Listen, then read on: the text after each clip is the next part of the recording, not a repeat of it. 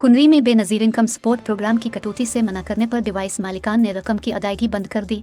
मकामी इंतजामिया रकम की शफाफ अदायगी करवाने में नाकाम। मुस्तहिक ख़वातीन का अमेरिकन चौक और टैक्सी स्टैंड पर धरना। आखिरी इत्तला तक रकम की अदायगी के सिलसिले का आगाज़ न हो सका। तफसीलात के मुताबिक कुनरी तहसील भर में रवामा दिसंबर के आगाज़ पर बेनज़ीर इनकम सपोर्ट प्रोग्राम के तहत मुस्तहिक ख़वातीन के लिए फ़ीकस 8,500 रुपये रकम की किस्त का आगाज़ हो चुका है।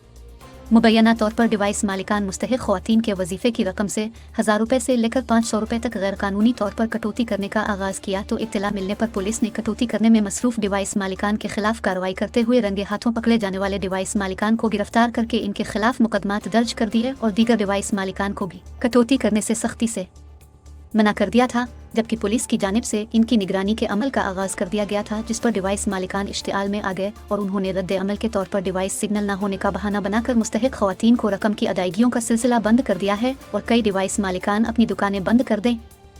सूरत हाल पर परेशान हाल सैकड़ों गरीब मुस्तहिक ख़वातीन ने कुनरी शहर के मेन अमेरिकन चौक और टैक्सी स्टैंड पर धरना देकर सख्त एहतजाज किया, जिस पर मकामी इंतजामिया और पुलिस ने फौरी तौर पर कार्रवाई करते हुए धरना तो ख़त्म करवा दिया, मगर वो डिवाइस मालिकान से रकम की अदायगियों के सिलसिले का आगाज़ करवाने में नाकाम रहे।